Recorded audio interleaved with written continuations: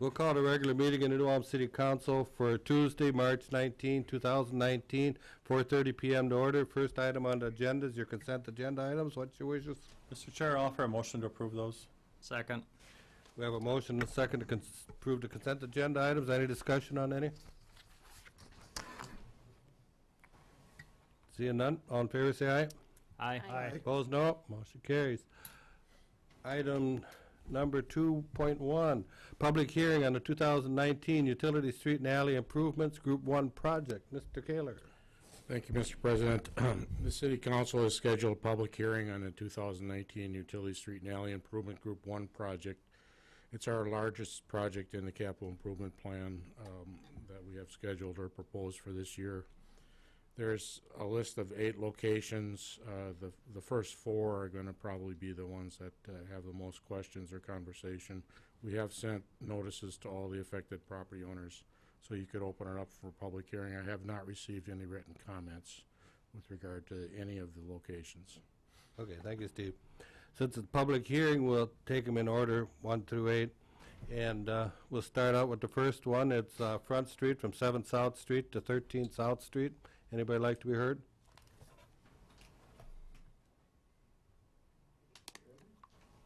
Front Street? If you do want to be heard, just come on up here. Please step up to the mic, state your name and address for the record.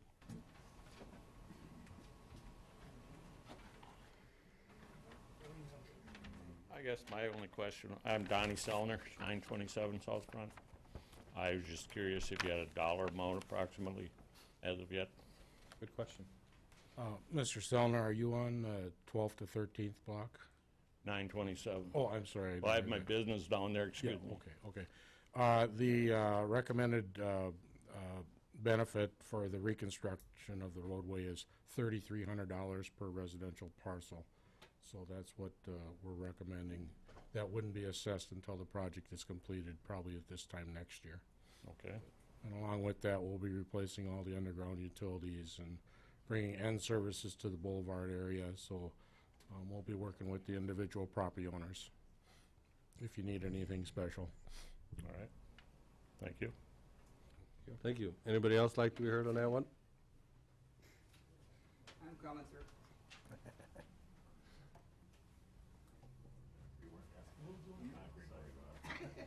I probably won't get that technical. Sorry about that.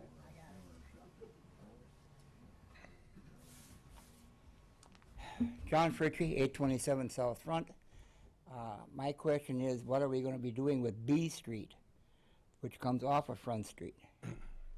I've got land that abuts B Street, and I got land that abuts Front Street. Are we going to repair B Street too, or are we just going to leave it go, or what? Is that, Mr. Fritchie, is that the one just to the north of your property? Yep. We're just going to reconstruct the intersection at that time, or as we go past there. I don't know if you have any, you had a bituminous mat there now, perhaps? I can't. There is a drain in there that I'm wondering if that's, I want that refigured again down to the river. Yeah, we can work on that drain. I didn't look at the plans that carefully, but we can make sure we include something on that. It just takes that intersection, I believe. My other question, are we going to have a meeting before construction starts? Or is this going to be considered a meeting? This is a public hearing. If you want to have a neighborhood meeting, we could do that once we have a contractor, and we could go over this schedule and things of that nature. We can do that. We've done it on other projects. I would appreciate that so we know what's going on down there. Sure. Is that something you and the neighbors have talked about already? I don't know if the neighbors have talked about it. I've talked to some of them too about it. Sometimes it's nice when you all hear the same information at the same time. We all want to know where the water's coming from to get in there, and I need to know where all the people that live on the riverside of the street, how they're going to get to their land, to their house and stuff like that. That's why I'm wondering what. Do you have any thoughts on a location Of a meeting? Not yet. We haven't really started that much, but I suppose I got to start something up. Okay. Well, we can do that. Yeah, sure. I'll talk to you and we'll figure something out. All right. But we'll have to get, if this is ordered in, we'll get bids. It probably won't start rolling until beginning of June, sometime in that. That's when construction will start then? Probably. We haven't got a contractor yet, but they'll have to hit it pretty hard.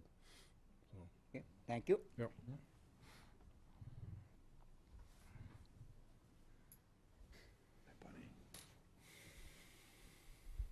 Mike Hossie, I live at 1229 South Front. And that street was just redone. I know we're not gonna get nailed for nothing down there, but I was just wondering if the sidewalk and everything's gonna be tore up down there too. Mr. Hassey, we looked at that pretty hard. We're gonna attempt to leave the curb and gutter in place, but that sanitary sewer is fairly deep. And we're gonna put it in the middle of the street. Now it's in your boulevard. It's about 20 feet deep right at your place. We might have to take the curb and gutter out, but I'm fairly certain we can leave the sidewalk alone. The only place where we'll disturb the sidewalk is when we go back and catch the sewer and water end services. And as far as, you said you don't have a contractor yet? No, we have to have the project ordered in and go out for bids and take public bids and then Well, hopefully award a contract. I hope you don't have the same contractor that put it in last time. I hope so also, Mr. Because- Hassey. I remember that very well. Yeah, he did sloppy work. That was the concrete sub. Yeah, they didn't know what they were doing.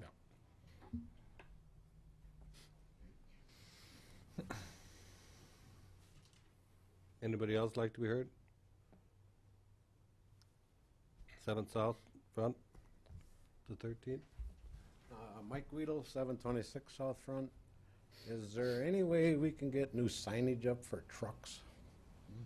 Front Street just gets beat up by semis every day. You almost gotta acknowledge that. Once we No, go, they have the little signs there, but Yeah. that's just not. Mr. President, once we go through the project, we'll just take all the signage down and we'll put new things up.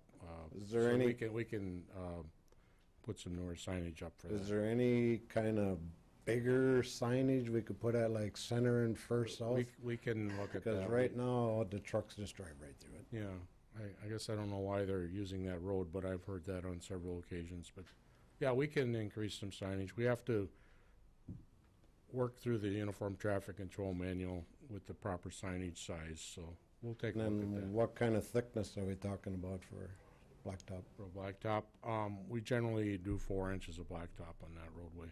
Is that the same as like would have been on my side street at the time, 8 South?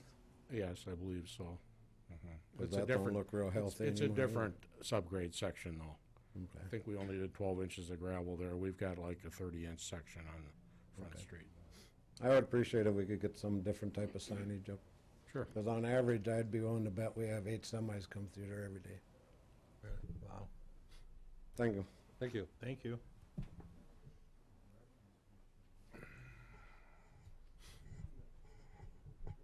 Dennis Bourne, 711 South Front. I just want you to underline that when they put the blacktop in, they make the manhole covers at the same elevation. Yes. That's it.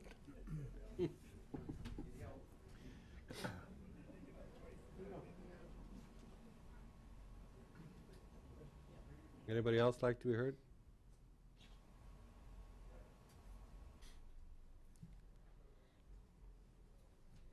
Seeing none, we'll go on to item number 2. 2nd South Street from Broadway to Washington Street.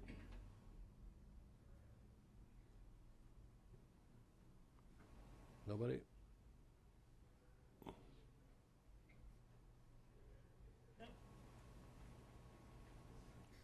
The third one, Spring Street from 20th North Street to 21st North Street.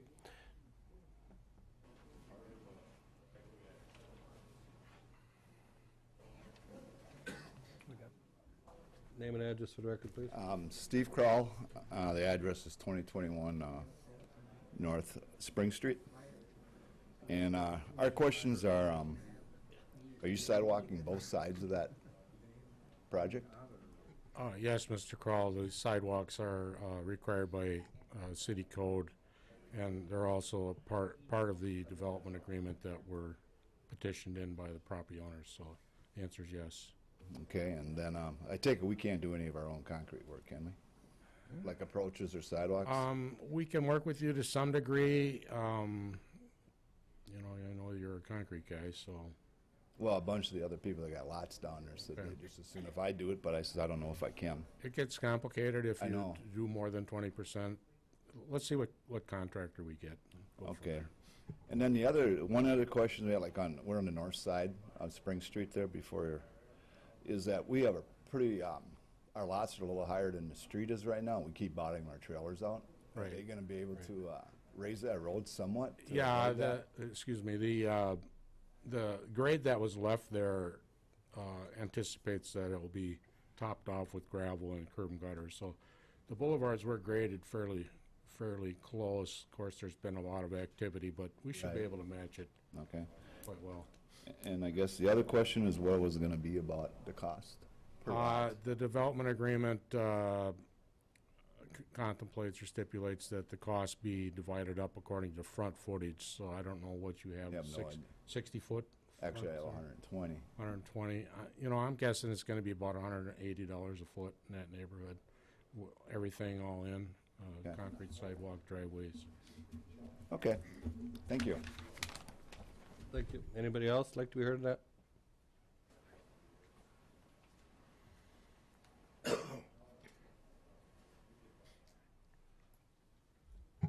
Seeing none. Number 4, from 19th North Street to 20th North Street.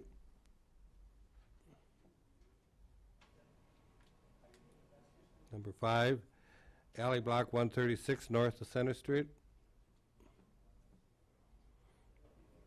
Number 6, National Guard Armory. Number 7, Shells Road. And number 8, concrete sidewalks and ADA improvements. Public hearing. Want to be heard on any of these? Last call. Mr. President, I'll offer a resolution to waive the reading to close the public hearing and order in the 2019 utility street and alley improvements, Group 1 project, and authorizing the preparation of plans and specs. Second. We have a motion and a second to offer the resolution, waive the reading. Any more discussion? Seeing none, Assistant Finance Director, please call the roll. Counselor Fisher? Yes. Counselor Mack? Yes. Counselor Schultz? Yes. Counselor Christian? Yes. And President Schmidt? Yes, motion carries. Item 3.1, bid award for the German Park Amphitheater design. Who's, Cheryl, you have something on that, or is Tom here? Mr. Schmitz, he not here? Anybody have any questions or anything? Just Cheryl Corman, Assistant Park and Rec Director. President Schmitz and Council, you have the action form in front of you to award the bid for German Park Amphitheater design. This is just for the design work for Phase 1. Does anybody have any questions specifically about the project, or?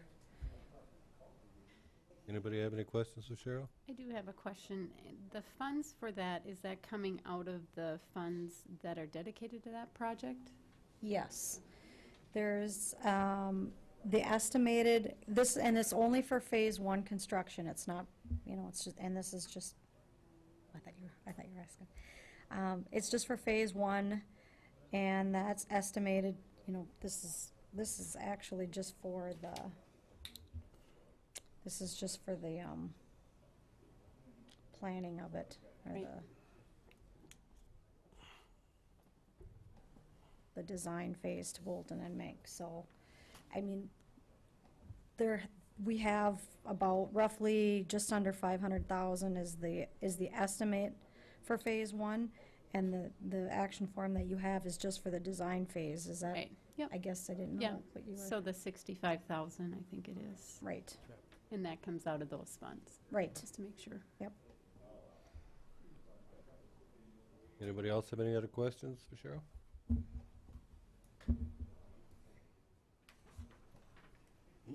Seeing none?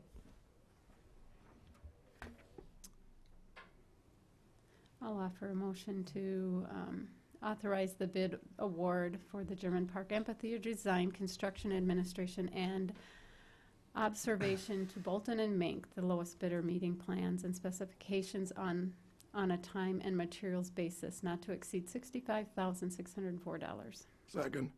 We have a motion and a second. Any more discussion? Seeing none, all in favor, say aye. Aye. Opposed, no. Motion carries. Thank you, Cheryl.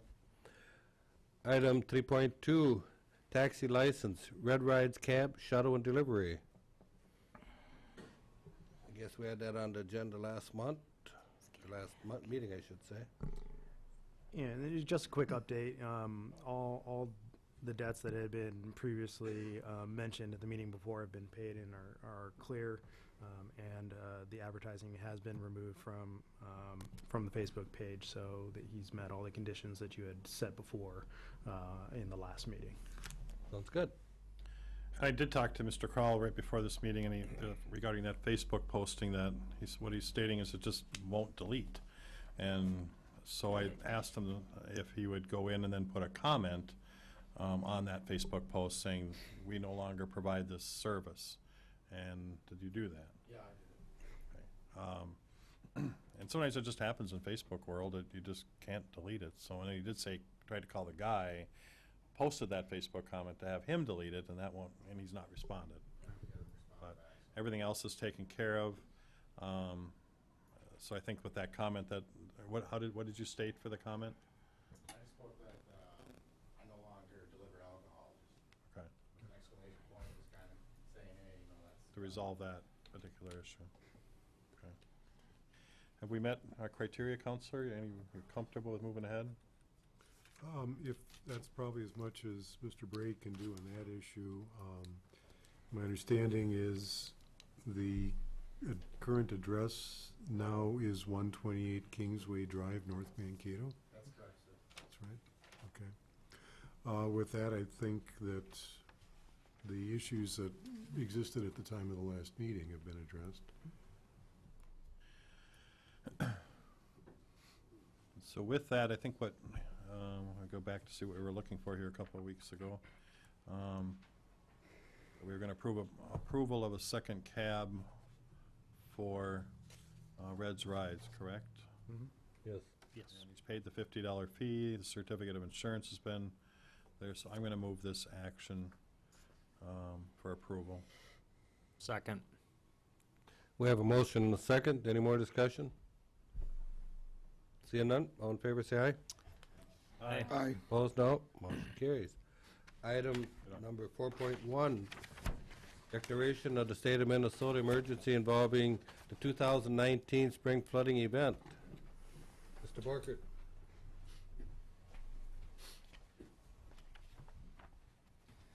President Schmitz, Council. I'm Dave Borkert. I'm a police chief for the City of New Ulm. I'm also the Emergency Management Director for the City of New Ulm. And for the purposes of this presentation, I'm going to have my committee will likely be supporting and assisting me. I'll just briefly go over introduce my committee and then also what position they hold. I have Joe Stadheim, who's our safety officer. He's our assistant city engineer.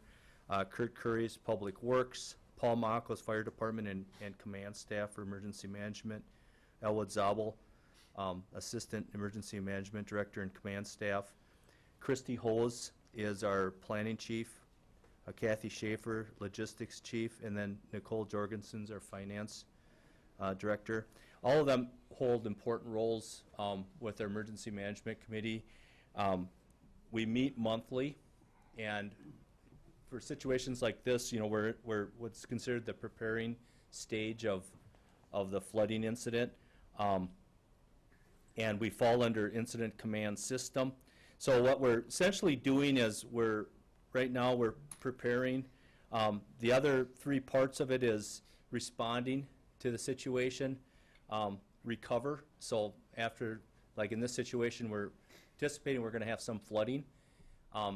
When we're done responding to it, we'll recover, and that's when we'll be going in front of everybody as far as doing the FEMA recovery, FEMA reimbursements, and then mitigating, and that's usually, you know, all this kind of goes hand in hand, but in the future, like when we think of the Cottonwood Street, that was actually mitigation. It's an area that floods so that we're not flooding out the bridge. But anyhow, those four, you know, we plan on this, we work on this on a regular basis.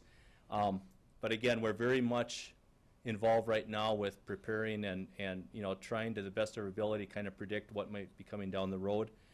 As far as the state of emergency, kind of waited, we had discussed that if we're at the point where we need to do that. We don't have any real public damage right now, right at this point, but we're anticipating that we're going to have some down the road. There's really no consequence for declaring a state of emergency. It's something that we can essentially recharge as we go along. Why we have it, it gives us the ability where we don't have to, you know, follow the same requirements where we have to get bids and things like that as we're going along, because you can't have, in the middle of the flood, sometimes you don't have time to go through that process. You have to be able to have immediate action. So that's part of the state of emergency.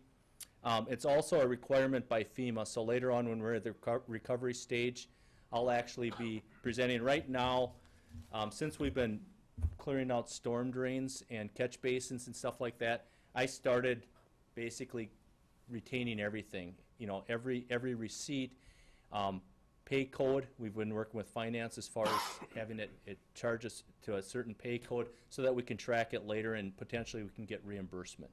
So from this point on, and I basically retain them electronically indefinitely. But we've already started that process. But as far as what we're in front of the council with today is, you know, I have to report to FEMA, because they'll ask me later on when there's damages, when I'm dealing with the FEMA rep, they're going to say, okay, was there a state of emergency? Was that ever declared? I provide them the council minutes, the agenda, and you know, showing that yes, there was a state of emergency. It was declared on such and such a date. This is certainly something that could be declared later as well. But again, I feel, considering what we might have coming up, there's no consequence with doing it early, so I think that that's probably appropriate. There's other cities and counties that are already declaring them, so I'd rather be on the front side of that. But as far as, you know, obviously New Ulm, we have the Cottonwood and we also have the Minnesota River flowing through it. They actually meet in our jurisdiction. And as far as being able to predict what the flood levels are, it's very difficult. The Cottonwood River moves really fast. It goes up fast, it comes down fast. Right now, it's at what's considered extreme flood level. It's hovering right around 17.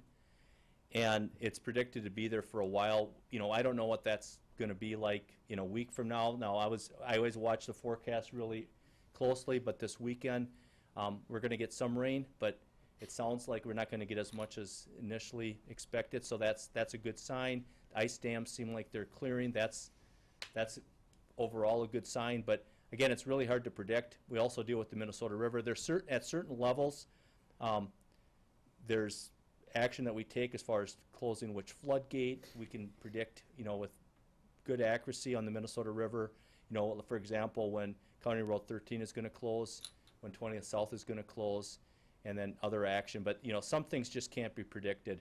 And you know, by FEMA direction, I need some direction, like, for example, you know, do we sandbag? As you know, as far as public infrastructure, we have ample sandbags, but they're there to protect our wells. They're there to protect public infrastructure. When we're doing it with private property, I need that direction. And that's the reason, you know, we're not trying to kick the can, but we, you know, by law, we need that direction from the council. And then also, you know, do we give away sandbags? Do we sell them? Do we actually sandbag or do clay dikes? And that's the kind of direction, just kind of general conversation I'd like to have tonight, along with this request for declaring a state of emergency. I'm going to ask for some of my other committee members maybe to join. Joe, maybe as far as giving a little bit of an idea with the flooding, we could maybe start with that, and then if my other committee members would have something to add. I just think this would be a logical time to discuss that.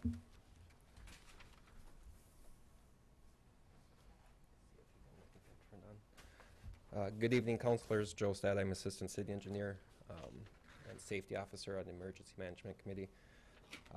Touch of good news, the Cottonwood River just let loose within the last probably hour. So the ice jam that was at the Minnesota and Cottonwood confluence broke free. The ice is moving out. The river actually dropped about 3 feet, the river gauge level, in the last hour.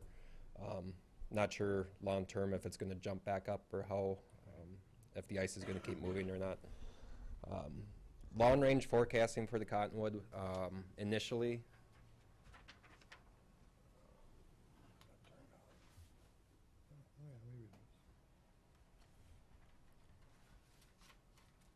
I can pull it up on the laptop too if I need to.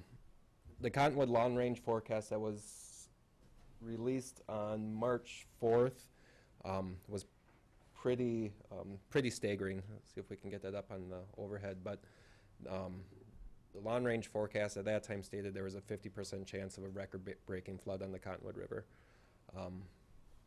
From our notes and from river gauge readings, we have one home that's affected at river stage 20. And we have the townhomes, which would be affected at river stage 22.75. So if looking at this map, or this graph, sorry, the black line is our conditional simulation. So that takes into account, back on March 4th, it took into account the snowpack, the moisture in the ground, and the predicted forecast for the next several months. The blue line is typical in a normal year. That's our historic average. So right at the 50% mark, right in here, that's our, where that line kind of has that little jump in there. That's right where the historic max river reading is at, and that was back in the 60s. So with that information, as Police Chief Borkert alluded to, I guess we'd be looking for some direction on what we should be doing. For, you know, should the river keep jumping up? Like I said, I'm not sure now what it's going to do. Being that it's right now it's dropped to about 14 after the ice came out, but all it takes is one more ice jam and it's going to jump back up again. So kind of in a state of limbo right now, as far as, because we don't know what it's going to do, and we can't predict ice jams or anything like that. As far as city infrastructure on that corridor, the lift station and things of that nature would not be affected should the river reach that historical level. Worst case scenario, the lift station would become flooded out, and they would have to report to the duty officer that they are having a discharge should the lift station become inundated. But the other utility infrastructure in the corridor would be fine being overtopped or inundated with water. I think I hit on everything there. Anything else, Kurt?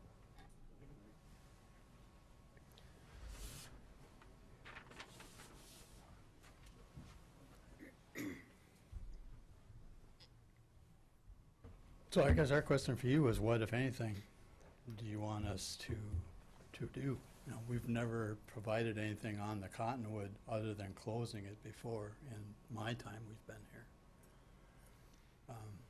You know, the Cottonwood moves, as Joe and Dave have stated, so fast that we're going to need some lead time if we're required to do anything. Right now, I don't see anything in the flood forecast that, you know, till you get to the 25 to 10% range of it happening as the forecast stands today. Right. But it, you know, it's something we will be monitoring. But, you know, to give you some example, I did a figure on protecting everything out there, if that's your wishes, just to give you an idea what it would take. To build a 4-foot dike around the townhomes, the 2 houses to the north, and Wheelands, it would take 150,000 sandbags. And that's something that we don't have we've got the bags, but we don't have the people to do. Not in-house. You can purchase them, however? I would assume. I have 350 in my warehouse right now. Empty bags? Empty bags, yes, empty bags. Can you purchase filled bags? You cannot. Cannot. Can you build a berm? We can. So that would be, if it is your wishes to protect those, that would be my suggestion.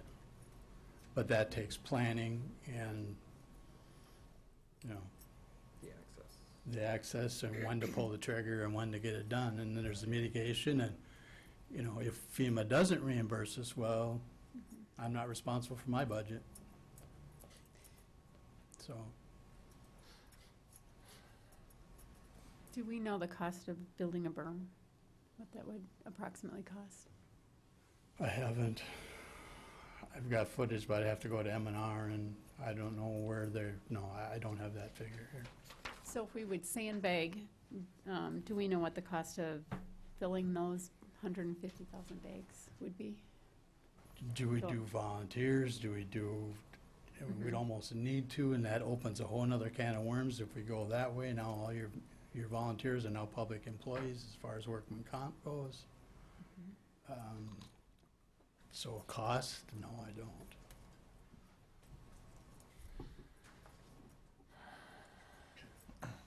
George? Regarding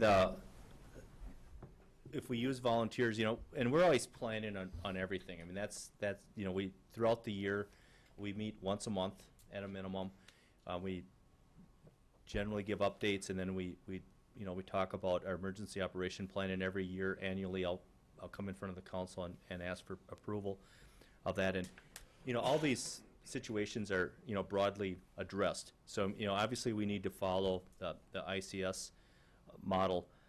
When we're talking about volunteers, there's actually a state statute on it. So if we bring in volunteers, we basically have to go through a credentialing process because by statute, if they're on our workers' comp. So you can imagine you're exposing the city to potentially to some liability there if someone gets hurt or something like that. So I mean, a volunteer isn't completely a volunteer, and again, that's even addressed by state statute. So we always kind of we do address that. We weigh that. A lot of times we have a hard time finding volunteers, and we have a hard time finding them that maybe have the capability of doing the work that might be involved. Like for example, right now we're talking about the Cottonwood, but if we, the Minnesota River, our berm protects us to 814. Now, if we're going to go on top of the berm and start, if we have, and there's nothing in the forecast that would lead us to believe that we're going to have to do that this year. But again, you never know. You go on top of that, that gets pretty dangerous fast. So we can go another 3 feet. Roughly for every foot you need 3 feet of base, so we can go up another 3 feet, but you can imagine with the rising water it gets pretty dangerous up there. So in a situation like that, you would want very highly trained and capable volunteers, or you want to be working with basically your staff. So again, those are situations that we have to weigh. You can't just on that kind of thing. If we were going to use volunteers, we'd have to start credentialing them like right now, because there's a process involved. We want to make sure that they're not hurt now. I mean, and it's a process we're directed and required to go through. Just touching off of that, the other option with that too is if the city were to provide the sand and sandbags, the community or the neighborhood could organize the volunteers, and that I believe would take the liability off if the city's not organizing the volunteers.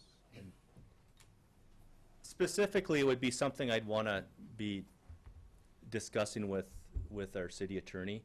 But yes, if we're not organizing it, and I deal with this a lot, like even if we're doing a search for someone that's missing, if they're doing a search, if I'm actually guiding it as a police chief or a police commander, then they're essentially on our workers' comp if someone gets hurt. It exposes to more liability, where if they're just doing something on their own, and I have essentially no knowledge or very limited knowledge of and no control of, it's a different situation. But that's something I would want to certainly discuss with our attorney on that.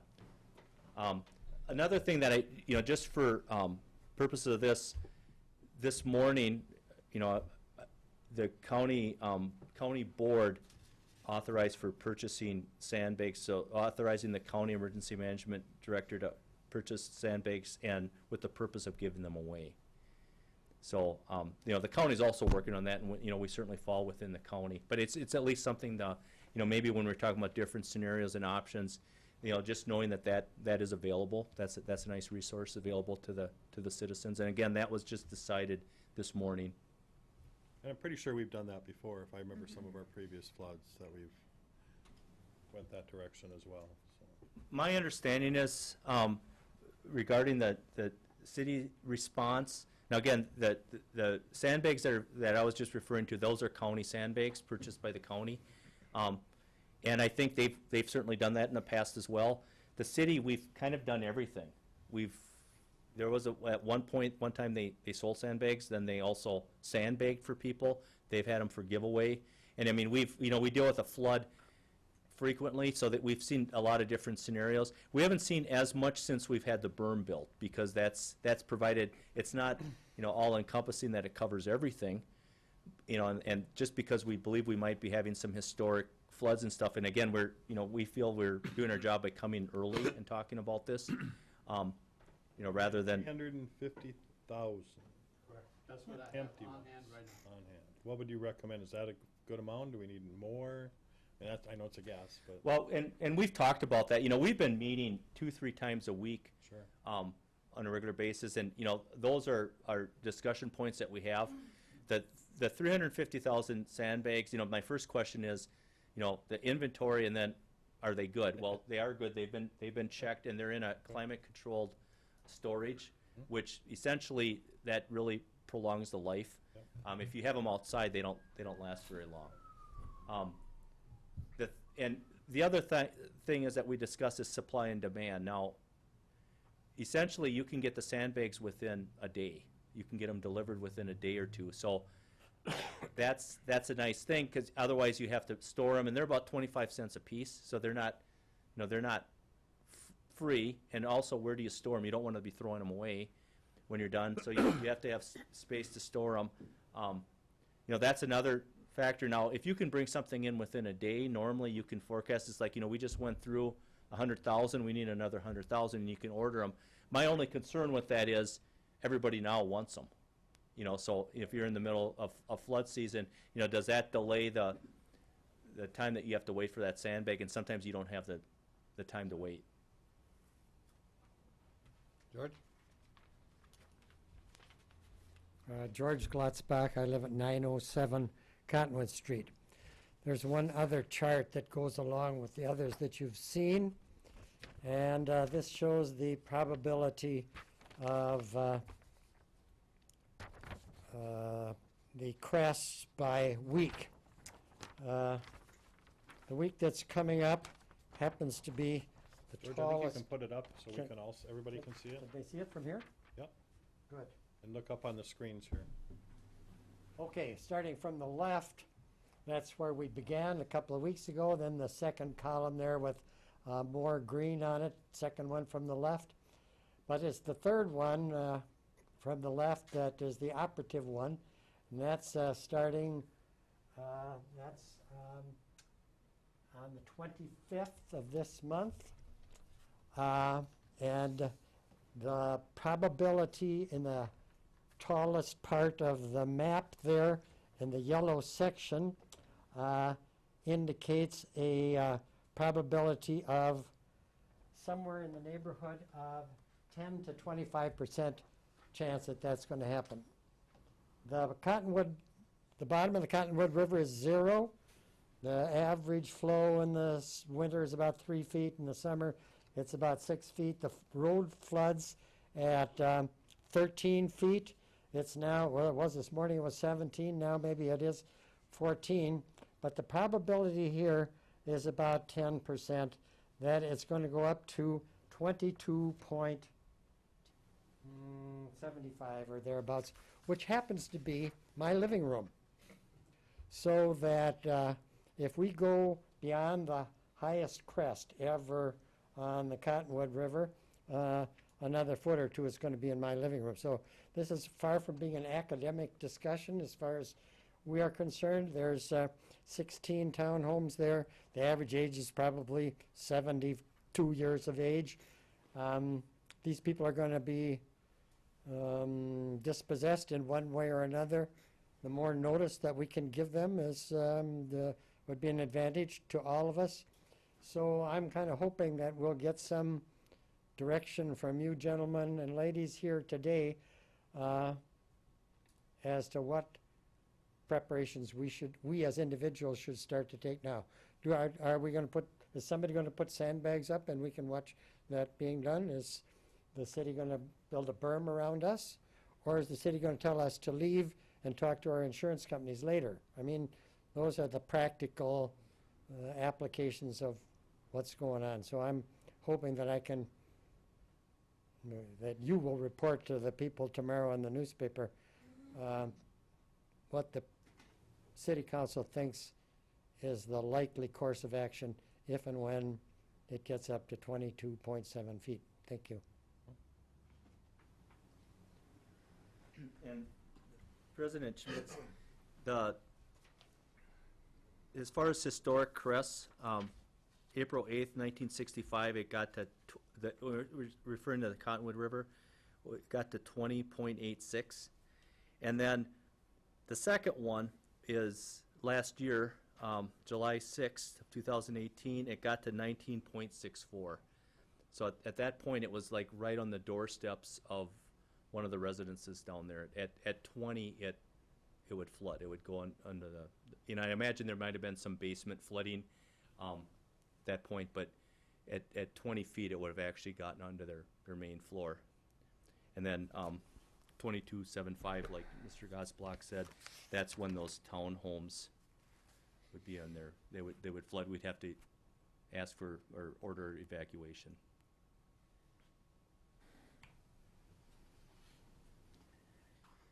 So it's a lot to digest and stuff. But as mentioned, we would need some type of a direction, and we're required to have that because we can't not one of us can just authorize, that we're gonna, sandbag and it's gonna, at $50,000, or we're gonna put up a clay berm. We need that direction by law. So that those are scenarios that it's kind of a difficult, obviously, to predict. The National Weather Service has made that a little easier than what we used to have years ago. We never had the river gauge meters like we do now. That's made our job a little easier. Years ago, it was really difficult. You had one in Mankato and you had the other one in Granite Falls, like on the Minnesota River, and it was really all over the place. Where it's a little bit easier to predict, but they're still off. And with the Cottonwood, like we had mentioned, all of us are in agreement that that river just really moves fast. So if we did make a decision to put a berm up, probably wouldn't get it built in time anyway. I mean, it's not going to go up overnight. There's a very good chance of that. Yeah, it's so hard to say. It wasn't supposed to go up to 17 feet till next week, and it did on Sunday. Right. That's so. The Cottonwood is a whole different animal. We have no experience there. I have no game plan. I have no benchmarks like I have on the Minnesota River. It's all new. So yeah, it's going to be hard. It's going to be very hard. And the question is, do you want to go through that expenditure with 10 to 25% chance of it happening? I could spend $300,000 and it doesn't come within 20 feet of it. We don't know that. That's the sad we wouldn't part. get reimbursed. That's exactly right. That's exactly right. And I do a lot of landscape damage. Mm-hmm. Yeah. Oh yeah. Name and step up to the mic, please, and name and address.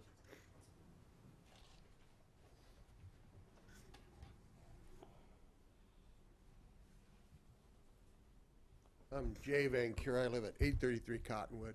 And if you have this high variability, how much notice are we going to have? How much warning are we going to have? And at what point are you going to act for either evacuating, preventing, telling us to get our stuff out of there if we have time?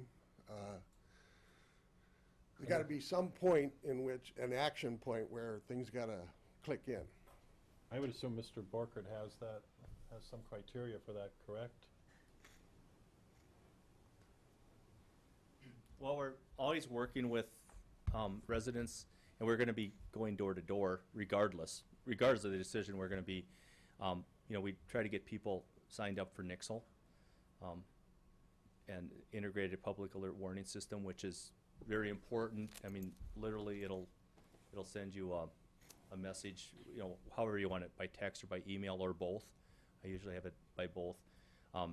That gives us we could send out those messages when we need to for emergencies like that. Essentially, the city one we can send out, and we use that even for like snow emergencies. We don't know how, like I said, the Cottonwood River moves fast. I always like to give as much warning as possible, but we don't always, like overnight, I'll watch the thing constantly, and we're all able to do that now using our smartphones, but, like literally, 3-4 hours later, 6 hours later, it can be up, 4 feet. Mr. Stadheim had said it went down 3 feet. And, because I think I had come up here, I said 17, well, and I heard that ice jams had broke, but I didn't realize it had gone down that significantly that fast. But the Cottonwood River, and the one thing that's predictable about the Cottonwood River, it's unpredictable. I mean, you don't know. It goes up extremely fast, it goes down extremely fast, and it moves faster. Right. And that's even like the incline. That's just the nature of that river. Minnesota, is a much more powerful network, much larger watershed. However, it moves slower generally, and we have more historic knowledge on that. We know at 796, we're right around 797 now. At 800, it considers flooding, and even as far as when we turn certain protective gates, floodgates. Floodgate closes at 1301 South Front at 803, at 18th South at 800.75, at C Street, which is 10th South, at 803.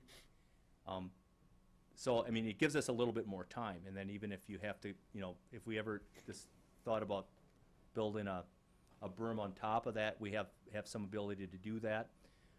We'd have to weigh the risk and exactly how we would do that, but the Cottonwood just moves faster, and it just is what it is. When are you gonna warn us at what stage? Well, I mean, if that river goes up to, if I believe it's gonna go up to over 20, over 19, I would be going door to door, plus we'd send out a Nixle alert. And now as far as, when I talk about evacuations, you'll frequently hear us say order evacuation.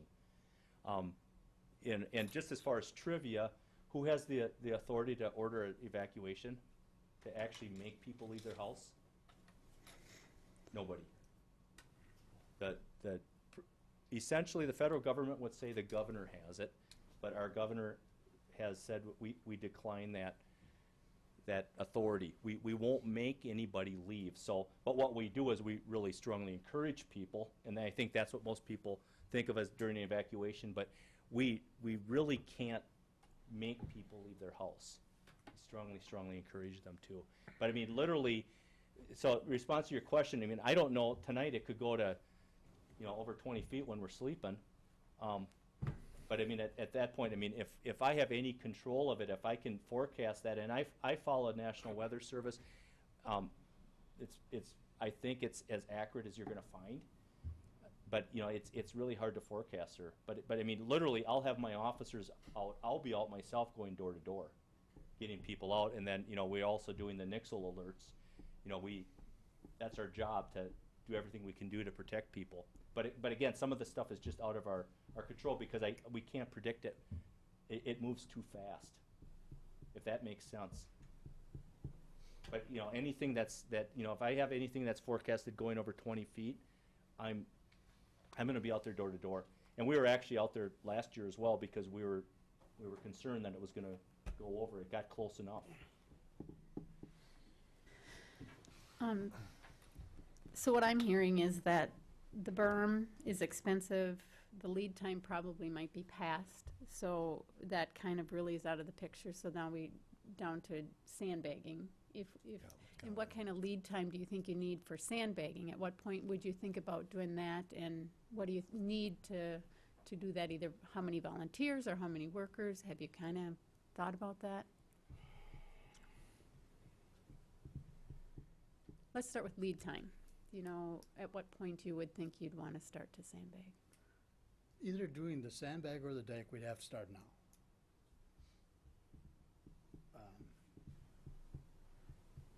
Whether we get it accomplished or not, I don't know. That all goes on the river. As far as, oh God, I'm gonna guess in the vicinity of 200 volunteers, 200 people, let me phrase it that way, to get those sandbags filled and placed. And you're probably talking a better part of a week. You have to remember, I haven't did that many sandbags since 1997, so it's been a while.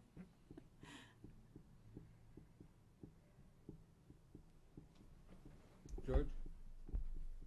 If it comes to an emergency evacuation, and we are ordered out of our houses, a couple of things are going to have to happen. Going to have to turn off the electricity.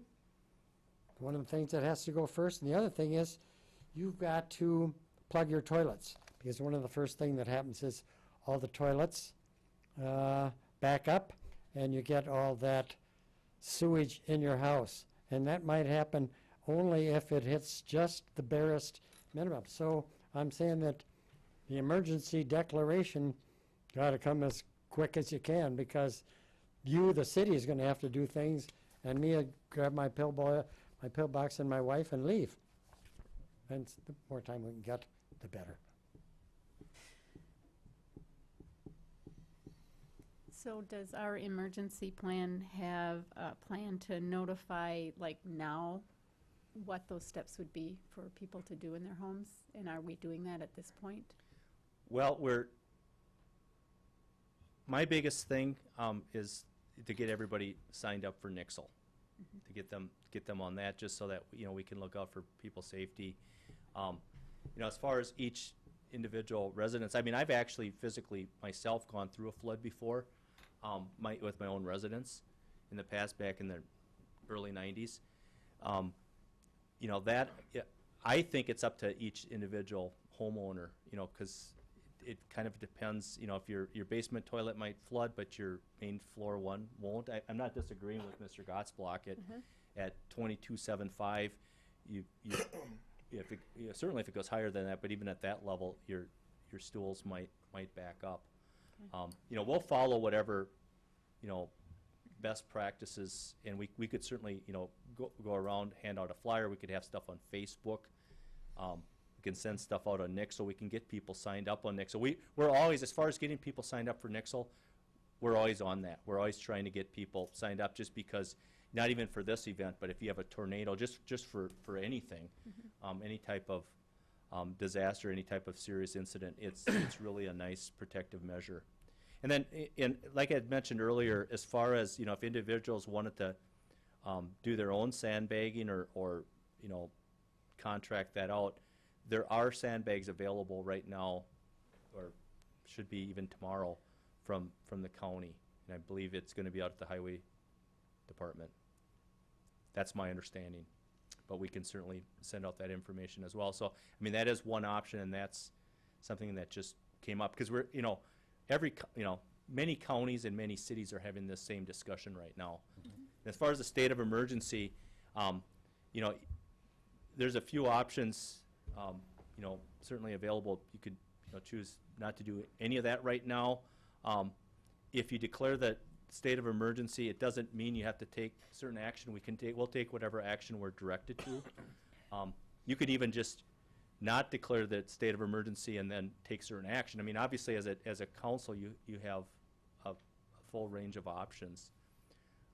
But like I said, as far as, I think, you know, having the ability to, because you know, we don't want to. It's going to be difficult for us as fast as things move to have, you know,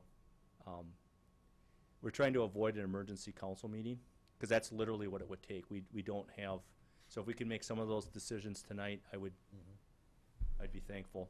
A question I have on the declaration of emergency. So I have it, understand it correctly, if we declared one today, and so once we declare one for the for the Cottonwood River, we don't lose any future funding if the flood really happens in a week from now, and we declared it today before the real emergency. Does that hurt us at all? No, to my understanding, no, it wouldn't. You can recharge them. We could go in front of the Declarations council of again and do declaration. another one because there's been some different events that have been brought to our So attention. then the second question is, do we have to have a separate one for each river? Or can it just be one? I guess I'm looking towards Mr. Hippert on that one, but I would say that you could just declare, because in the past, we've just declared a state of emergency. Now, normally when we're doing that citywide, but that's after we're in the middle of it. We've Right, already yeah. had, We're not there a yet. flood. We have right now at this point, it's gone over Cottonwood Street. And I'm not lowering the significance of that, but as far as the actual damage, I'm gonna guess it's gonna be very similar to last year, which was essentially nothing. Because, that's actually that's a mitigation effort, so we have riprap on the site, so that's designed to flood right at that level. It saves the bridge. So, I don't know if I answered your question, We Councilor don't know if Schultz. we need two or not? Well, currently, the, excuse me, the resolution that you're adopting is just for flooding events of spring 2019, so that would entail Cover both. all flooding for the spring of 2019. I think that would be accurate, Mr. President. I've never had to deal with this or research it. I don't know. It might depend on what agency is looking at it, if it's FEMA or someone else. I don't know what their specific regulations are, but I think spring flooding events is going to be about as broad as you could do it. And I think, as I understand what's before you, you need to decide whether or not you want to declare the state of emergency. The next question would be whether or not you want to authorize the city manager to have some type of emergency powers, because as the testimony has pointed out, this could change in 6 hours or 8 hours. And then the last thing is how specific you want to be on any particular provisions, whether it's installing a berm, if you're going to allow city sandbags to be used, do they have to be bought, or is the city going to be involved in laying the sandbags? You got to get the sand, and if the road is closed, I'm assuming that's all going to come in from the west. Correct. So it's not like you can just go across the street to Hoffman and get it, right? It's sitting right there, but it's going to be a long, convoluted process. Same with the volunteers. They're all going to have to come in from the west. So that part of it is not going to be easy. So anyway, I think just for you to try and focus in on what you need to do, it's my understanding, those would be the issues. Well, why don't we break it down? My suggestion, Mr. Chairman, break it down. I'm certainly willing to offer this resolution, waive the reading to declare the state of emergency involving 2019 spring flooding event. Maybe we take care of that, move on to the sandbag issue next, if everybody's okay with that. So I'm going to offer that Second. resolution. This guy's second, even though he doesn't have a voice. We have a motion, a second to offer the resolution, waive reading, declaring a state of emergency. Any more discussion? Seeing none, Assistant Finance Director, please call the roll. Counselor Fisher? Yes. Counselor Mack? Yes. Counselor Schultz? Yes. Counselor Christian? Yes. President Schmitz? Yes, motion carries. So Les said now we should go on to the other issue, just decide where we want to go and what we want to do. My thoughts as to the sandbags is if we have $350,000 or 350,000 sandbags, let's open the door and let people have them. Make them available at wherever Mr. Curry thinks it's the easiest location to get access to those. For city residents. City residents, yeah. City residents and no limit? We have to set something up. You know, if somebody comes up and says, I need 50,000 sandbags, do you want me to give them to them? That's. In what, excuse me, in what hours? I mean, are you gonna have staff Well- there 24 Well, hours a day working, if they no, I think show up at it's- 3 AM? My recommendation would be out the street department Monday through Friday, 7:30 to 3:30 right now as it stands. There's no real emergency as of now. So I would think that, Could you or a staff person take on that decision-making authority? Because if somebody owns multiple properties, they're gonna obviously need more than a single property owner, so I don't know if I wanna say, you only get 500.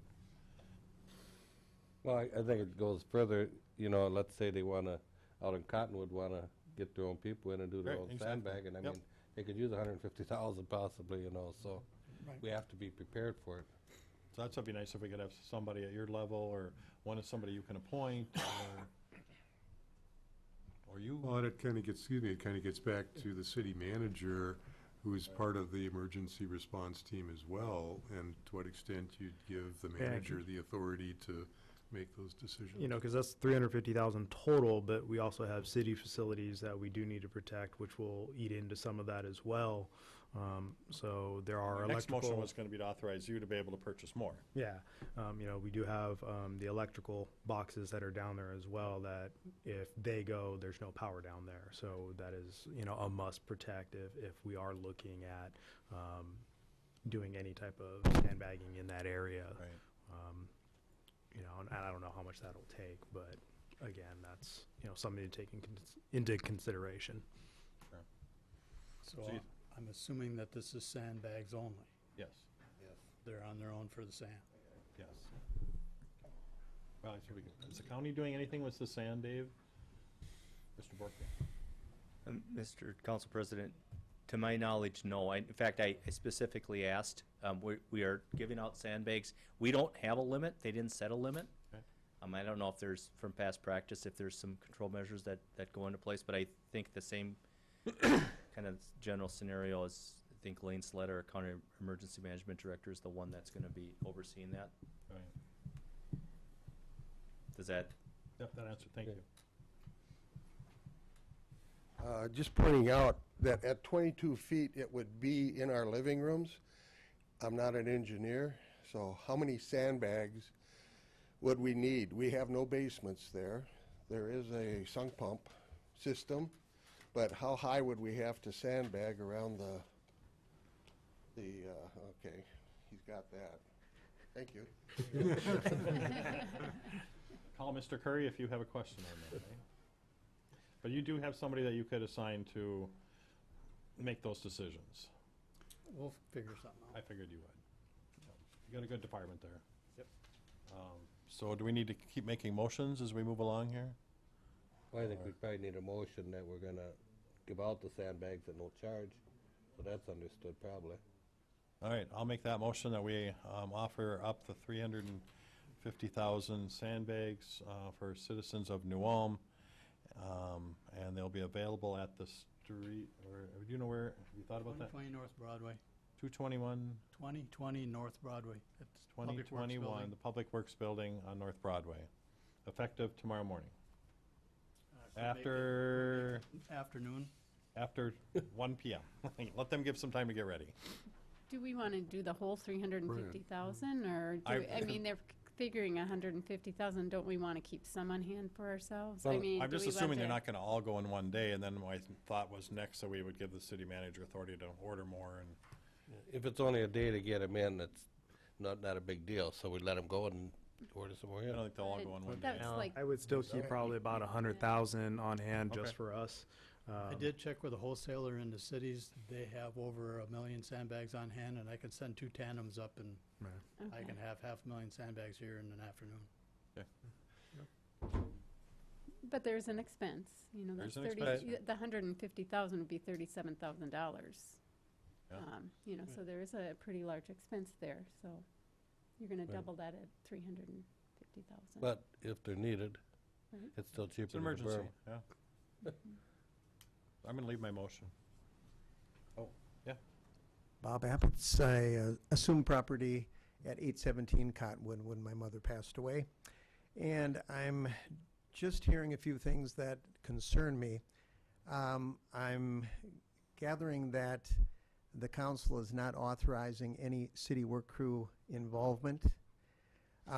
Things I'm concerned about, 350,000 sandbags are available. Where would we get the sand?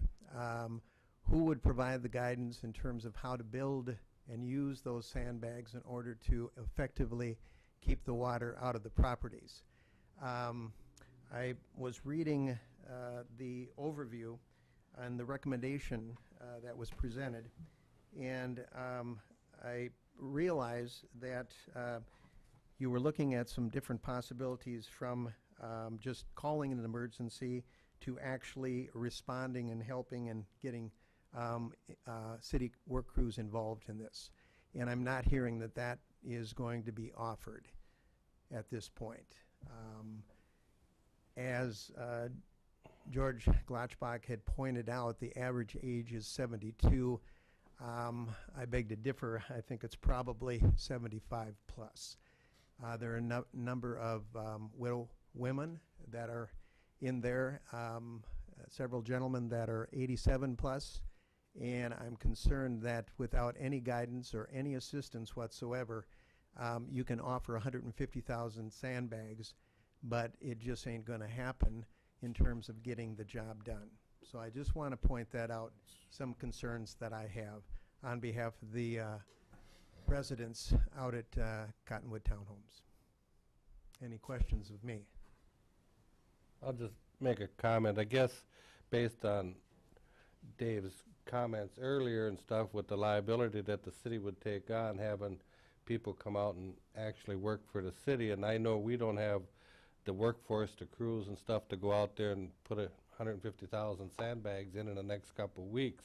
So it would take a lot of volunteers. So I think it would end up to the people that live out there, which is very difficult. I understand where you're coming from to find that help, but I don't know what the answer is. I just don't think it's the city wants to take on the liability. I just think if the city were able to provide some type of assistance in terms of some direction and guidance and actually how to build a dike using sandbags. I think Kurt would be willing to take on that or send somebody out there to tell you where to go and what to do. But I mean, as far as sending crews out there, probably not. Likely even with the offer, I don't think it's going to be humanly possible to make that happen. But thank you for your time, and we encourage your prayers. Mr. Roberts, let me just challenge you a little bit on that. We have festivals all year long. We have hundreds of volunteers that come and help out with festivals. We have a community here that is so together, and I can't believe that if we don't have a call out for people to help sandbag, you will be surprised what's going to happen in this community. That we're not going to come together to come and help our friends out at Cottonwood Street. I just find it hard to believe that we're not going to help. Thank you. So maybe I'm thinking high, but I really do think that we have a community that helps each other, and we always have. And if we put a call out on Facebook and in the newspaper and the radio, and we get a volunteer site set up where people can do the sandbags, you might be surprised what'll happen out there. Thank you. But on that note, appreciate any assistance. Kurt made the comment, it's now. Yeah. Well, Mr. President, the other part of this is if there's 150,000 sandbags, if you're going to have one person doing 150, which could be a life sandbag, that's, it's a lot. That's a lot of hard 1,000 work. people. Yeah. I mean, I don't know how you're going to get the volunteers. The city crew certainly does not have the manpower to do that. So it's a pretty mammoth undertaking if you're talking those kinds of numbers. It is.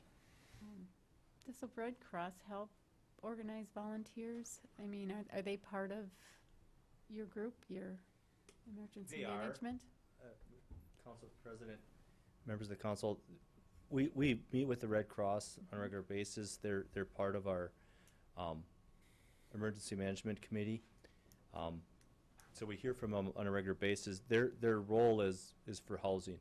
So like, for example, if you have someone that is evacuated, they'd be the one that would be helping with sheltering. So sometimes they have, they organize things with the gymnasium. Generally around here, they have contracts with hotels. So that would be their role. So they don't organize volunteers. I thought there was like a volunteer type aspect that they have. Their primary role is to protect, or is to provide like emergency housing. And then they'll also help with food service, and that Salvation Army and them kind of, I won't say they compete, but they also, they kind of know where their lines are. But like, if, for example, if we had, I think a Katrina, or, I mean, it could be any event, they'd be the ones that, they have like, I think they call it a MRF, that they have, that come out and provide, food on site. They used to help with the volunteers, but they've Okay. scaled back quite a bit. Okay.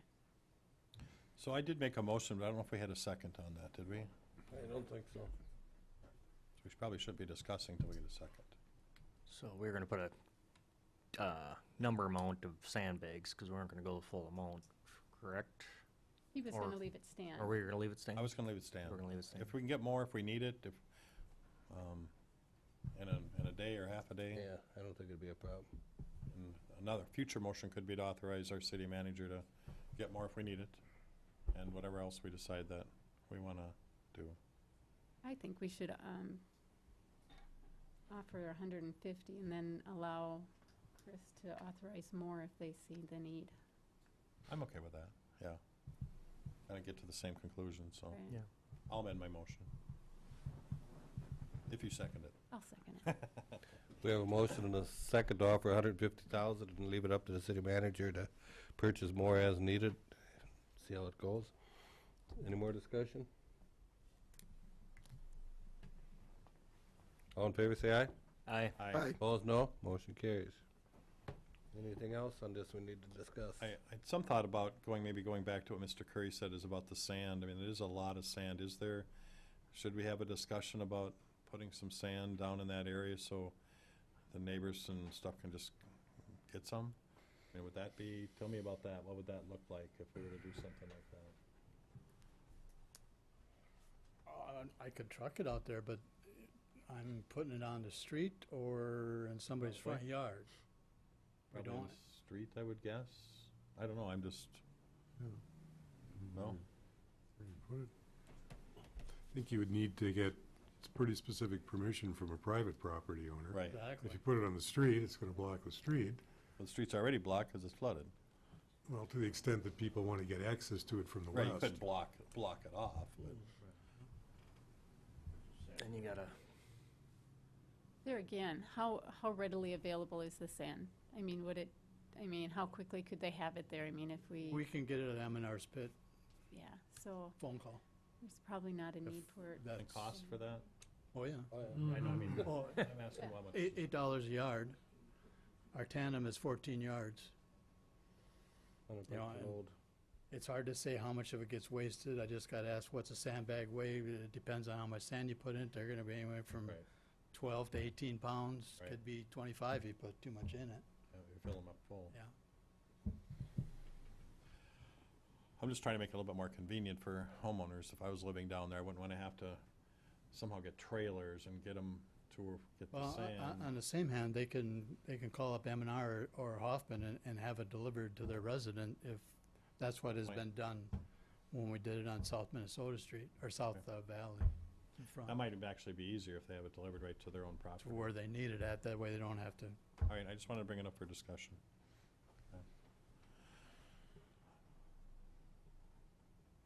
Okay. Any more discussion on it? Then we need to determine what authorization we want to have our city manager have in this world.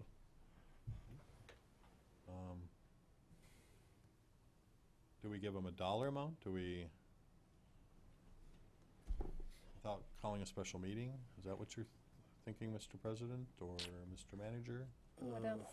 It'd just be for the sandbags, basically, and I don't, unless we're, I think if an emergency really does come up, I think we're gonna probably want to Want to meet have anyway. some kind of meeting anyway, so that we're all on the same page and we have a direction and a plan. I don't know if you guys got enough direction now, or if you need more direction now. Have we missed anything? From my viewpoint, we have everything good. covered as of right So- now. Yeah.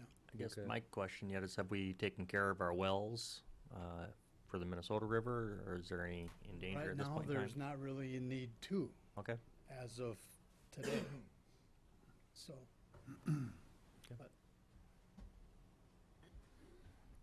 Mr. President, City Council members, right now the outlook for the Minnesota River is kind of got a 807 as a target number from the National Weather Service. Again, that is dependent on what we encounter for melt conditions, ice jams and everything like that.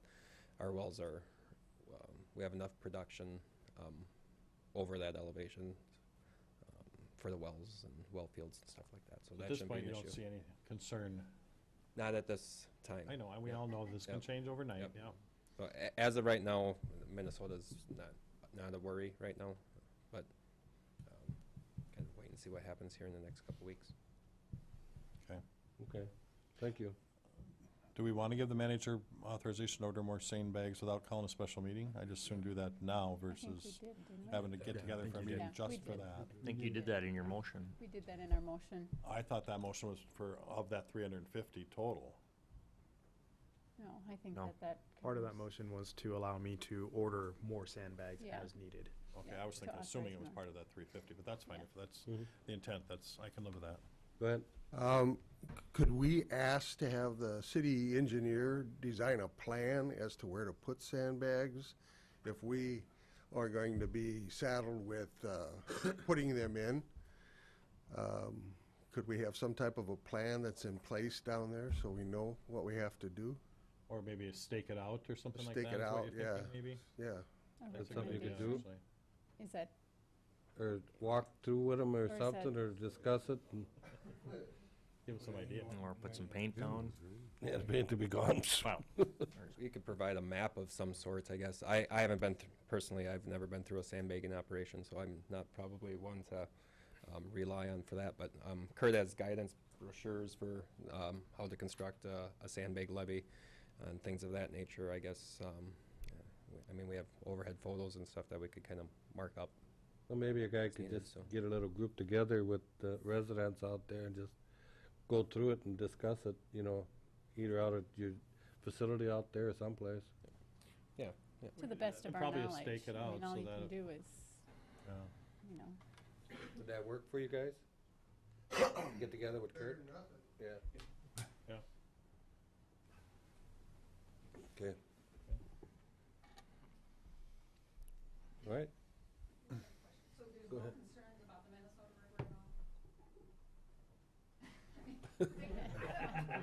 I'll rush it. Mr. Council President, members of the council, to respond to that question, Will you repeat the question, because I don't know if everybody heard it. the question was, do we have any concerns with the Minnesota River? You know, right now, it's not even at flood stage. It enters into flood stage at 800 means of sea level. You know, we certainly predict that it's gonna get into flood stage. With that one, it moves a little bit slower, and then we have the protective berm that protects us up to 814. When I say it protects us up to 814, we still have flooding, but I mean, it's. I'm just wondering, because we would do it ourselves. It's just a matter of getting the sandbags on the sand. Mhm. And if, I mean, can I call? With your prediction, and I'm not throwing on one person, but National Weather Service is predicting right around 807. As a max, yeah. So That'd 80, be wonderful. so in 807, I mean, we encounter that all the time. I mean, literally every second year, every third year, we're encountering 807, 808. Okay. So does that answer your question? I mean, we're certainly going to I be. just want to know if there's things available, you know, because my family would help me do it. And so it's just a matter of, you know, getting the sandbags and the sand. Sure. The sandbags will be available, so that should be no problem. I guess we would recommend you to keep an eye on the National Weather Service website for the river gauge. They do a forecast on the Minnesota river gauge now in New Ulm. So, just I would keep an eye on that and watch that. If you know what number you're impacted at and stuff like that, then that's a pretty good, safe bet to use that. So. In 97, it was at 811. Yep. And, yeah, if we wouldn't have built the dike, we would have had 2 feet of water on our face. So that was all. Okay, but I would. Yeah, okay, good. see, Thank you. and just a question for Joe. Do we have a link to that website on our website? I'm not sure if it's on the city right on the website, but we front could page maybe as we we're can make going it on the through city this? website. I can have Yeah. Lisa and admin do that. Yeah, so that if people want to go and check and keep an eye on that, then it's an easy way to get to it. Yep. Because it's Yeah. hard, it's kind of hard to get to. So either Go ahead. city manager and myself can have Lisa put that right on the homepage. David Hirth, 927 Cottonwood. Listening to Mr. Borcher talk about the options that we have, never really came out and said, this is what we recommend as a committee. You got 3 options, but I didn't hear you say, this is what I recommend the council consider as the next step of action. So what would that be? Mr. Council President, members of the council, it really depends on, as far as what I would have voted tonight if I was a member of the council. I think it's somewhat premature to, be out there. First of all, I don't think we have the workforce to literally be sandbagging. Like, when we look at the amount of volunteers and then having to do the credentialing that would be involved with it, I don't think that that's right now a viable option. But everybody considered that, the information that's available. I'm careful with saying, do we sandbag tomorrow if I was a homeowner, if that's what you're looking for as far as the course of action? I'm just looking for what are you telling these counselors? You've done the work, you've done the research. They haven't. What is your recommendation to them? You've told them you got 3 choices: do nothing, sandbag, or possible berm. Okay. So what is your recommendation? I haven't heard your recommendation. I've heard the 3 options, but what are you telling them that they ought to really consider as option number 1? I think the option that if you're gonna ask me if I was gonna be the king for the day and I could make all the decisions, I think the option that they exercise is the one I would have taken. Which is nothing. Well, providing sandbags, that's significant. Nothing. I mean, if you don't help coordinate this, there's not enough. The community out there that's affected, there's just not enough. Again, well, because of the elderly people out there, they're not gonna be able to do anything. There's a couple of us that can probably do it. But if there's an association. I mean, you could certainly contract with someone that would be very knowledgeable with how to sandbag and be able to build a protective berm. We have many of those options available. Okay. In this community. I think of almost anybody down at M&R and Hoffman, and there'd be a lot of options available. So there's certainly private sector people that have that expertise. So if the city did decide to bear the cost of sandbagging, is that reimbursable by FEMA? If we do in fact have a flood, or what constitutes getting the city reimbursed for doing all this work and coordinating all their sandbags and everything else? It depends, but probably not. From the FEMA, they change literally every year. They just change significantly, even as far as the categories. When and I could walk people through if I wanted to show as far as when we're going through the recovery stage and working with the FEMA rep. It falls into certain categories, but realistically, for private property, my guess is we won't be able to recover anything. Now, if we're protecting wells, if we can have the link where it's like, okay, that protected a well or that protected a lift station, then I would say it's very, as far as the reimbursement, it's high. But one of the properties that I'm not, this discussion even came up with planning and zoning as far as, and I even have the form here somewhere, but it's, when they had built some of the townhomes, they had discussed this. It's like, and they basically signed off and said, we understand that the city won't protect our property. Because there's enough of a concern. We know we're on a river. And we have a little bit of experience with that, and that's, so this has, as far as I guess, in the military we called it a warning order. They've had warning with it before. I just always want to protect everybody. But we've. That's for the 2 on the north side. So this, not to, throw anything out there, but this was actually addressed earlier, and this would be, part of those townhomes. Okay. So, it's something that we've discussed, and we've had that conversation before when we were, with planning and zoning, and that's where, we should have that conversation. Having that said, we still want to protect people, you know, if we can, we wanna help people out. And but like I said, if you're asking, I think that the council's direction was, I'm very pleased But I with. do like your concept of another idea is association potentially looking at getting together themselves and looking at M&R paving. I like that concept, if that's something that group wants to do. I don't know, something that they can certainly discuss.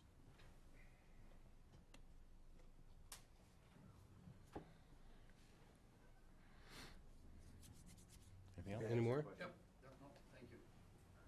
Okay. Nothing else? Thank you. We go on to item 4.2, grant from Emma Gebser Fund in the Minnesota Community Foundation.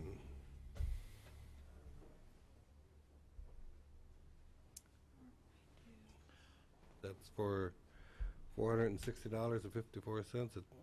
I'll offer the resolution, waive the reading. Second. Second. We have a motion and a second. Any more discussion? It's a resolution. Waived reading. Any more discussion? Just that 59% of this money was to go to the public library to purchase books, and 14% to Park and Rec for the Herman Monument Interpretive Center, and 27% of this money was going to New Ulm Library Christmas celebration. So thank you to that donation. Any more discussion? Seeing none. Assistant Finance Director, please call the roll. Counselor Fisher? Yes. Counselor Mack? Yes. Counselor Schultz? Yes. Counselor Christian? Yes. And President Schmitz? Yes, motion carries. Item number 4.3, grant application for German Park Amphitheater, an amount of $20,000. Go ahead, Joe. Thank you. This is part of the ongoing fundraising for the German Park Amphitheater project. The grant is for, just to add to that for phase 1 and beyond. It would be, you know, hopefully to be part of that 53,000 left to fundraise. Looks like it's a $20,000 grant. There's no cost to apply and no matching funds are required. We like those, so I'm going to offer the resolution, waive the reading. Second. We have a motion and a second to offer the resolution, waive the reading. Any more discussion? Seeing none. Assistant Finance Director, please call the roll. Counselor Fisher? Yes. Counselor Mack? Yes. Counselor Schultz? Yes. Counselor Christian? Yes. President Schmitz? Yes, motion carries. Item number 4.4, Park and Rec donations. Mr. President, I'll take this one. Normally my counselor to my right does these, but he's still trying to find his voice. So these are all donations to different areas. So the first one is the German Park Amphitheater, $100,000 cash from Barbara Harrelson, $3,000 pledge from Dr. Ann Vogel. The dog park got a $50 donation from Debbie Christensen and Pups Playland. The 2019 Days of Play sponsorship, $2,000 from the Optimist Club, $500 from Dietrich Specialties, $500 from M&R Paving, $500 from Alliance Bank, $250 from State Farm Bob Webb Insurance, $100 cash from American Family Insurance, $500 cash from the Physicians Group, $1,333.68 cash from Alina Health, and the New Ulm Medical Center, $100 cash from New Ulm Chiropractic, Dr. Hawkins, $100 cash from Hoffman Construction, the 2019 Fitness Fun Day sponsorship, $666.32 from Alina Health and New Ulm Medical Center, the same amount from the Physicians Group from of New Ulm, and it's a total of $107,266.32 in cash, $3,000 in pledges, and $110,266.32 grand total. Those are wonderful donations, and thank you to every single one of the individuals. And the mayor will be very busy next week. Tomorrow. Tomorrow. And next month.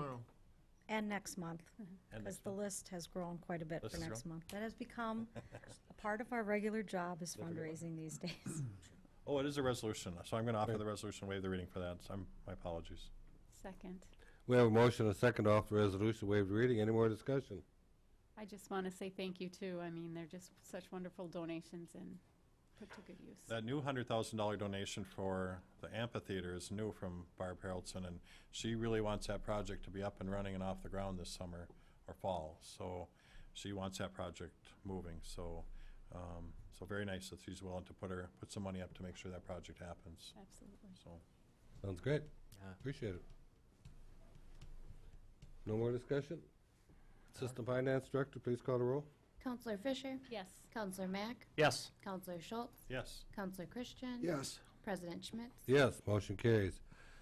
Item 4.5, New Ulm Fire Department donations. And that, we have $5,000 for the Arctic Plunge and $164.94 for Cyber Grant 3M donation. I'll offer the resolution to waive the reading and to accept the donations. Second. We have a motion and a second to offer resolution, waived reading. Any more discussion? Seeing none, Assistant Finance Director, please call the roll. Counselor Fisher? Yes. Counselor Mack? Yes. Counselor Schultz? Yes. Counselor Christian? Yes. President Schmitz? Yes, motion carries. Item They 4. might not all get done tomorrow. Why not? What else you got to do? Maybe you can do some tonight. Okay, anyway, we'll go on. Joint Powers Agreement with the State of Minnesota. Mr. Schnoberg. Yes, the city purchased 31.24 acres of property from the Sampson family in March of 2017. We then transferred 30 acres of that to the Minnesota Army National Guard in August of 2017. The city retained an acre, 0.24, for street purposes. And these transactions were made using what's called meets and bounds legal descriptions, but it was understood at the time that we were going to plat the property. So the National Guard is proceeding with plans to construct a vehicle maintenance shop in 2020. They want to plat the property now. They have asked the city to act as the administrative entity to do this. In order for that to happen, we have to have a joint powers agreement. So the city's going to be party to the plat as well as the National Guard. So we agreed to or we would propose a cost split of 25%, 75%. And one other thing I would note is that in the packet of information that you received, there was an Exhibit C. I've been advised that Exhibit C has now been eliminated from the document since they are using a state funding source instead of a federal funding source. Thank you, Dave. Any questions for Dave? I'm just wondering how we came up with the split, the 75-25 split. Well, the split is based on the fact that the city has property that is going to be platted. Since the city had already paid for the meets and bounds legal description, the idea was that it wouldn't be fair for the city to pay in equal portions, so that's how we decided we'd pay 25 and they'd pay 75. Easy numbers to work with. Okay, because we have like 4% of the land. I was just curious how we came up with that. Yeah, but it's still the same amount of work. You still have to pound the monuments. I mean, the work is pretty much, the same. Alrighty. I'll offer the resolution, waive the reading. Second. We have a motion and a second to offer the resolution, waive the reading. Any more discussion? Seeing none, Assistant Finance Director, please call the roll. Counselor Fisher? Yes. Counselor Mack? Yes. Counselor Schultz? Yes. Counselor Christian? Yes. President Schmitz? Yes, motion carries. With no more business, meeting adjourned.